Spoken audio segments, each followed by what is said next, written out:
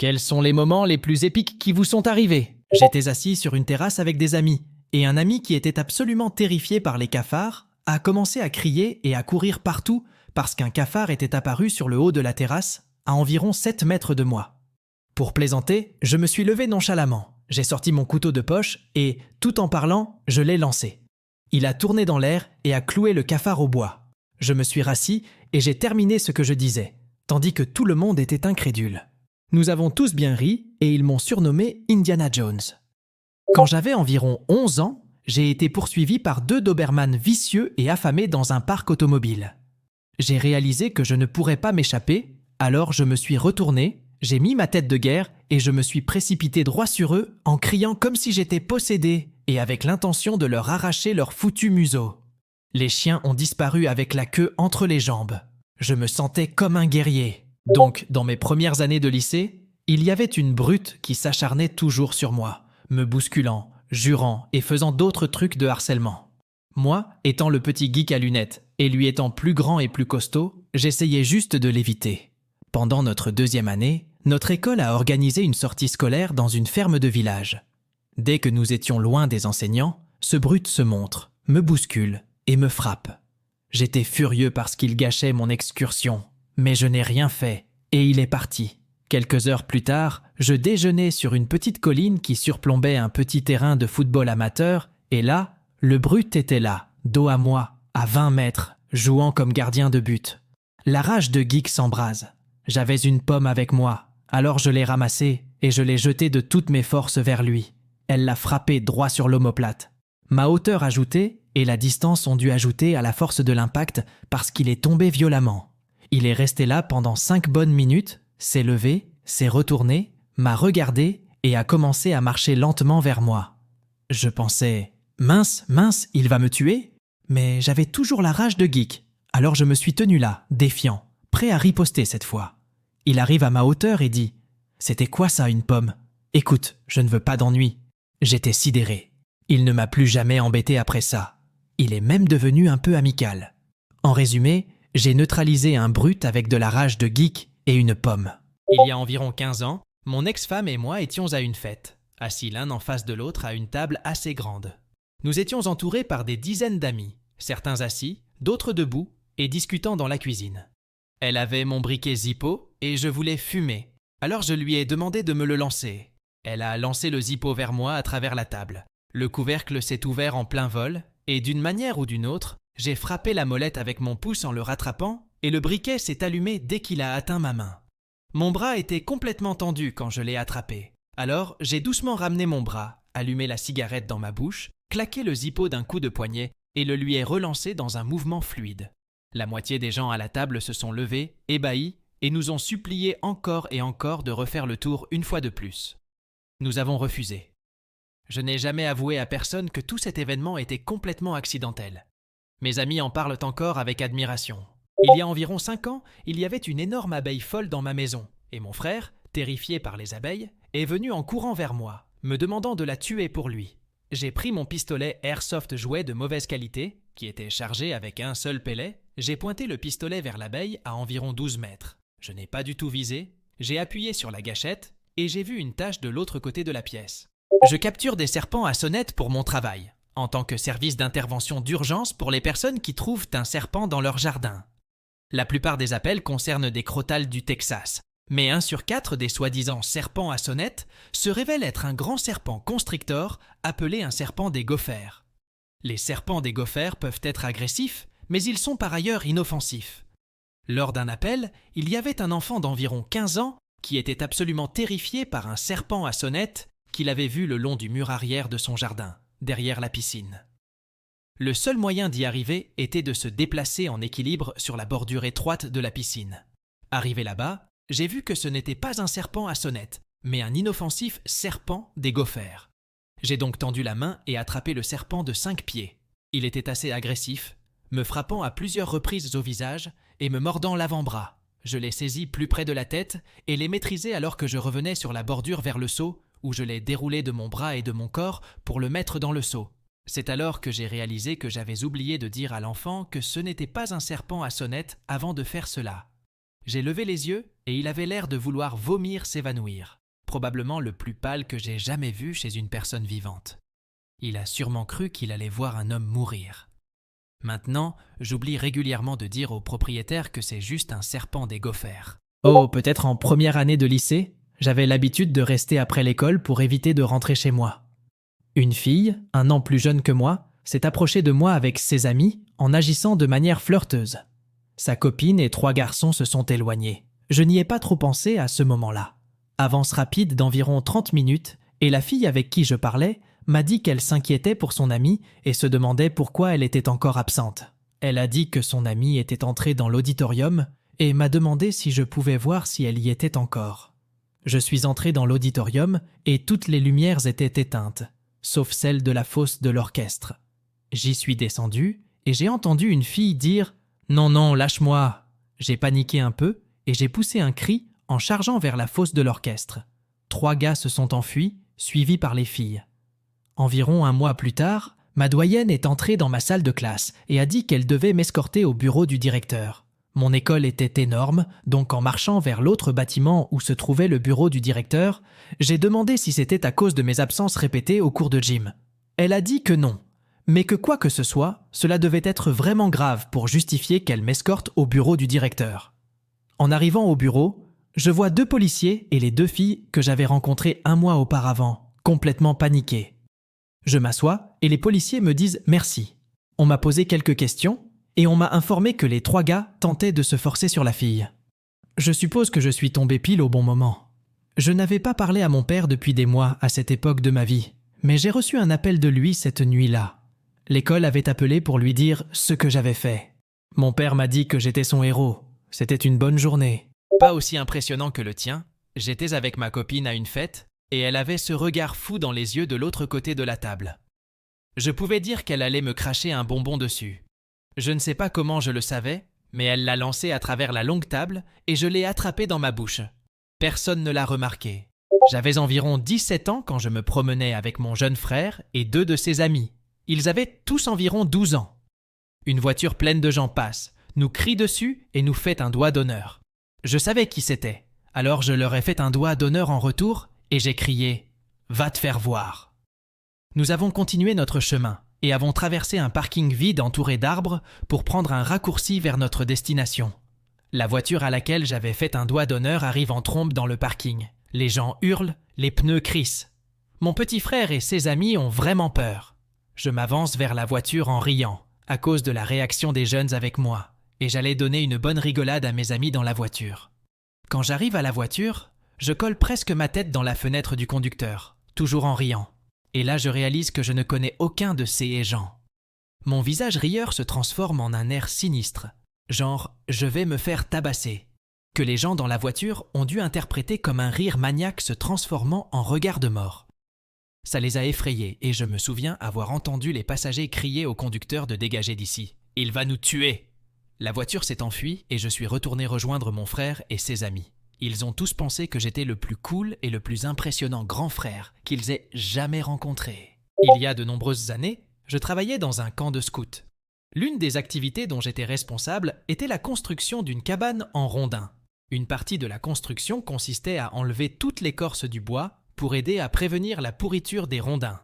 Les scouts avaient généralement une relation amoureuse avec cette étape du projet.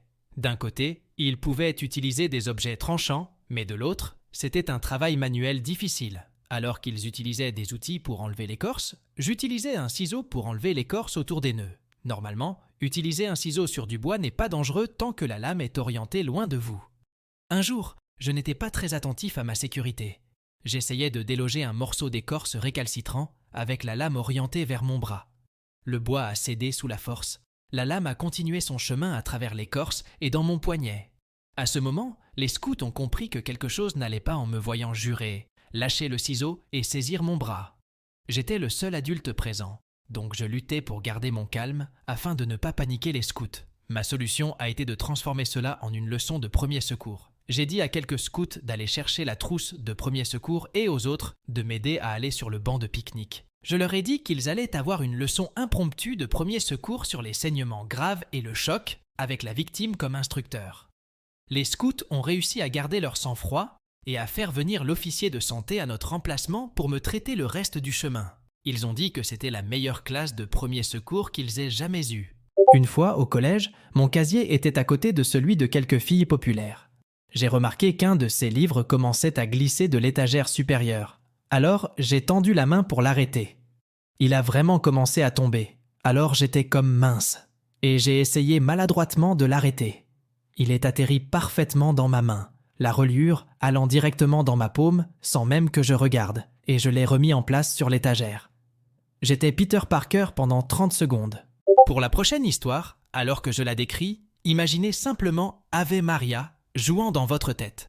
J'étais à un match de football universitaire pour MSU dans la ligue. J'étais tout en haut du stade, après que notre fanfare ait joué dans le défilé de la fête de l'école plus tôt dans la journée.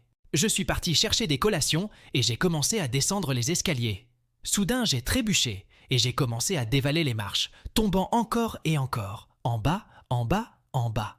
Je tombais sur les escaliers, traversais les paliers, agitant désespérément les bras pour essayer de m'accrocher à une rampe ou à un membre d'un spectateur, mais en vain. Cela semblait ne jamais finir. Finalement, j'ai atteint le bas, où l'atterrissage se divisait à gauche et à droite pour mener à la mezzanine, ce qui signifiait qu'il y avait un peu de béton et une rampe juste devant moi. J'ai heurté la rampe avec mon bas du dos, presque complètement à l'envers, et encore enfermé dans le tour de force cinétique de ma chute. J'ai basculé par-dessus la rampe avec mes lombaires comme pivot, suis tombé d'1 mètre environ sur le sol et ai atterri sur mes pieds, dans un tel état de confusion que j'ai simplement commencé à marcher comme si de rien n'était. Toute la section a éclaté en acclamations au point que cela a fait lever les yeux aux gens sur le terrain. En résumé, j'ai fait une chute épique en bas d'un tas d'escaliers devant des milliers de personnes. Atterri sur mes pieds et tout le monde a cru que c'était fait exprès. J'ai fait un flip avant accidentel en snowboard. Je suis un peu en retard dans le jeu, mais voilà comment ça s'est passé. Je travaillais dans une station de ski en Pennsylvanie, donc je faisais du snowboard dans toutes sortes de conditions folles. Un jour en particulier, la neige était vraiment granulée au point où on pouvait s'y coincer. Je descendais une pente raide assez vite et j'ai heurté un tas de neige granulée qui m'a presque arrêté net. Mes réflexes m'ont dit de me pencher en avant et de me recroqueviller, donc au lieu d'une chute dévastatrice, j'ai été soulevé du sol par mon élan et j'ai fait un flip avant sur ma planche, atterrissant parfaitement et repartant. Je pense qu'un ou deux autres instructeurs l'ont vu. J'avais 19 ans et j'étais à une fête dans une maison près de l'université de ma ville natale. C'était l'hiver et ma copine et moi portions des écharpes qu'elle venait de tricoter. C'était ses premiers projets de tricot et elle en était super fière. Moi aussi d'ailleurs. Il y avait un groupe de sportifs sarcastiques assis sur les marches et sur la rampe du Porsche. Nous revenions d'une course à la bière et alors que j'approchais de la porte, l'un des sportifs sur la rampe me dit « Belle écharpe, PD !» et tous ses copains riaient. Je suis resté là, avec la porte dans ma main pendant 1 seconde et j'ai regardé ma copine visiblement blessée. Ça m'a rendu furieux qu'il se moque de sa magnifique création et de son cadeau. Alors, j'ai claqué la porte et me suis dirigé vers eux pour leur dire à quel point mon écharpe était en fait incroyablement géniale. Il a dû penser que j'étais en mode combat parce qu'il a sursauté, a perdu l'équilibre, a essayé de se rattraper et est tombé comiquement en arrière du Porsche pour le plaisir à la fois de ses amis et des miens. J'ai ouvert la porte pour ma copine rayonnante et nous sommes entrés à l'intérieur. La meilleure partie, c'est que personne ne savait que tout. Ce que j'allais faire était de lui faire une scène sentimentale et d'ouvrir une boîte de confrontation polie sur lui. En résumé, un gars se moque des travaux d'artisanat en laine de ma femme et maintenant il est par terre. Un jour, je suis sorti d'un bar en soirée avec une bouteille de bière à la main. En marchant vers le métro, 2 gars m'ont confronté dans la rue, voulant me voler. J'étais stupéfait et j'ai accidentellement heurté la bouteille contre un bâtiment en briques, brisant le fond. Les 2 gars ont pensé que j'allais me défendre avec une bouteille cassée et ont pris la fuite. Je me suis arrêté pour prendre de l'essence dans une vieille station-service de campagne à l'extérieur de ma ville. Apparemment, l'une des charnières de la porte était cassée, donc quand j'ai ouvert la porte, toute la porte est tombée dans mes mains. Il y avait 5 ou 6 agriculteurs et camionneurs en ligne devant la caisse. L'un des gars a dit « Quelle chance, je me sentirais plutôt bien pour le reste de la journée si j'étais vous. » Cela s'est passé pendant mes années de parachutisme. C'était un samedi matin. Un groupe de filles de l'université voisine voulait sauter, donc les plus audacieux, y compris moi-même, voulions faire un saut rapide et ouvrir immédiatement notre parachute pour montrer aux filles à quoi ressemble le parachutisme. Nous atteignions l'altitude, sautons, Déployons nos parachutes et commençons à montrer nos compétences folles sous voile. Je décide de faire un virage en crochet, ça a l'air cool depuis le sol, et les couleurs de ma voile étaient bleues et roses. Eh bien, après quelques tirages sur mes commandes, mon virage en crochet fait s'effondrer ma voile, se transformant en un virage en crochet bas. Les virages en crochet bas se terminent généralement par une visite à l'hôpital ou à la morgue, généralement ce dernier. Avec ma voile pliée, je fais des loopings. Mon altitude est trop basse pour larguer et utiliser ma réserve. Je me dis que c'est fini. J'espère que ça ne fera pas trop mal. J'espère pouvoir m'en sortir à pied. Heureusement, mes lignes ne se sont pas enroulées autour de la voile, donc il y avait une possibilité que je puisse la déployer avant l'impact. Du point de vue des gens au sol, ils voyaient juste des parachutistes atterrissant, balançant comme un pendule, certains essayant même de frapper cette cible gonflable que nous avions dans notre zone de saut. Ils pouvaient dire que quelque chose n'allait pas avec l'un des plongeurs, moi, parce que mon parachute n'était pas ouvert, et je tournais parallèle au sol. La chose la plus importante en parachutisme est de faire en sorte que tout ce que vous faites ait l'air cool.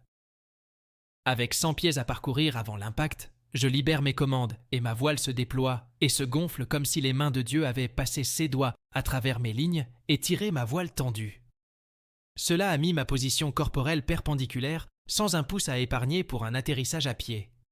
La foule applaudit avec des « ouh » et des « ah ». Les parachutistes expérimentés, qui savaient ce qui se passait, étaient impressionnés. Je m'incline, ramasse mes affaires et vais au clubhouse pour me calmer. Mes amis ont dit aux étudiants que je faisais ça tout le temps et ils savaient que j'étais secoué. Je me souviens de tous mes amis de saut il y a quelques mois. Nous vivons dans différents états maintenant. Et ils ont évoqué cette expérience comme l'une des choses les plus folles qu'ils aient jamais vues. Mon fils de 3 ans et moi sommes allés au terrain de jeu. Un enfant plus grand est arrivé et a commencé à effrayer les plus petits en surgissant et en rugissant, en sifflant et autres juste devant leur visage. J'ai vu quelle voiture il est arrivé et que sa mère était assise dedans, peut-être juste en attendant qu'il finisse de jouer. En tout cas, il continue de faire peur à mon fils qui, bien sûr, panique et court vers moi en pleurant. J'ai commencé à bouillir de colère, pensant que c'était la responsabilité de ses propres parents de lui dire d'arrêter ses conneries. J'ai décidé d'aller parler à sa mère. Je demande « C'est votre fils là-bas ?» Elle répond « Oui » et je lui explique ce qu'il fait et que soit vous le faites arrêter, soit je m'en charge. À ma grande surprise, elle dit « Oh, s'il vous plaît, faites-le, je ne peux pas le contrôler aujourd'hui. » Donc je retourne et j'essaie de me cacher juste là où il rôde. Dès qu'il est à portée, je surgis et avec tout l'air de mes poumons, je hurle au sommet de mes poumons à un pouce de son visage. Il est retourné à sa voiture absolument terrifié et en pleurs. Je pouvais voir sa mère. Elle n'est pas sortie ni n'a fait quoi que ce soit. Aujourd'hui encore, si quelqu'un embête mon fils qui est plus grand que lui, il crie de manière insensée à leur visage. La folie l'emporte sur la taille, n'importe quel jour. J'étais dans un restaurant avec ma copine à l'époque, et là, un gars bâti comme un réfrigérateur débarque et renverse la boisson de ma copine sur elle. Désolé, je dois juste mentionner que je ne pourrais pas vous dire combien de fois j'ai éclaté de rire en entendant l'expression « bâti comme un réfrigérateur ». C'est tellement spécifique à dire, et ça me tuait de rire à chaque fois que je tentais de le lire. C'était clairement un accident, vu sa carrure de réfrigérateur et son incapacité à tenir ses bras le long de son corps. À ce moment-là, je me lève pour aider à nettoyer, et je pense qu'il va s'excuser ou quelque chose. Au lieu de ça, il pousse mon épaule et me dit de me pousser et de laisser le chien se nettoyer elle-même. Je le fixe et dis que ce chien est ma copine et qu'il ferait bien de s'excuser. La femme et l'homme à la table à côté de nous commencent à être visiblement nerveux. Elle fait tomber son menu de la table et par un coup de chance, j'attrape le menu à plat sur le dessus de mon pied avant qu'il ne touche le sol et je lève simplement mon pied, gardant le menu dessus. Je prends le menu dans ma main tout en fixant les yeux de ce type. Je lui dis simplement « Désolé madame, vous semblez avoir laissé tomber ceci. » Je le regarde et dis « Donc, je crois qu'on en était où vous alliez vous excuser auprès de ma copine d'être si impoli, puis de vous promener. » À ma grande surprise, il se tourne vers ma copine et dit « Je suis terriblement désolé. » Puis il s'éloigne. Notre addition a également été prise en charge. J'ai attrapé des choses légères comme des feuilles de papier sur le dessus de mon pied, mais jamais quelque chose comme un menu, et j'ai toujours été nul au hacky-sack. Voici une autre histoire quand j'étais en classe de seconde. J'avais ce professeur d'informatique vraiment pénible, le genre qui préfère se moquer de toi ou te mépriser pour se sentir mieux ou quelque chose comme ça, au lieu de t'aider. Un jour, nous faisions des programmes pour afficher certaines propriétés d'une sphère ou d'un cercle, après avoir entré une valeur de rayon. Je me souviens lui avoir demandé quelle est la surface d'une sphère ou quelque chose comme ça. Je veux dire, je ne pense pas que c'était une question déraisonnable. Je suis en seconde, bon sang. Il a décidé de saisir cette opportunité pour m'humilier. Donc, voici comment la conversation s'est déroulée. La surface d'une sphère est 4 pi rayons au carré, n'est-ce pas, monsieur? Tu viens de me demander la surface d'une sphère? Oui. Eh bien, peut-être devrions-nous appeler ton professeur de maths pour le savoir. Il va vers le téléphone, compose le numéro du professeur de maths. Hey, votre élève aimerait vous poser une question. Je me dirige vers le téléphone avec toute la classe qui me regarde. Monsieur le professeur d'informatique ne connaît pas la surface d'une sphère et il est trop gêné pour vous le demander lui-même. Son visage est devenu super rouge et toute la classe a éclaté de rire. Je me suis senti tellement épique cette semaine-là. J'ai fait un triple jeu sans assistance. Je déteste le baseball sans vouloir offenser, mais ma mère m'a forcé à jouer dans la Ligue du Parc pendant quelques saisons. Quoi qu'il en soit, je jouais au 2e but dans un match où l'entraîneur lance, j'avais environ 8 ans, quand le batteur a frappé une balle qui aurait dû passer juste à côté de moi, à hauteur d'épaule. J'ai juste tendu nonchalamment mon gant et à ma grande surprise, j'ai attrapé la balle. J'étais déjà en train de marcher sur la base, donc le coureur se dirigeant vers la 3e était instantanément éliminé. À ce moment, le coureur de première approchait. Je l'ai touché. Mon entraîneur criait frénétiquement, alors j'ai tendu la main et tapé le coureur de première. Je me souviens que tout le monde, surtout l'entraîneur, était fou de joie. Ils ont même daté la balle et me l'ont donnée. Je n'ai réalisé que des années plus tard à quel point un triple jeu sans assistance est rare. Lorsque vous vous abonnez, assurez-vous d'activer la cloche pour activer les notifications. Mettez la playlist en arrière-plan pour finir d'écouter toutes les histoires. Le lien est dans la description. N'oubliez pas de laisser un like. Merci beaucoup d'avoir regardé et on se voit la prochaine fois. À plus.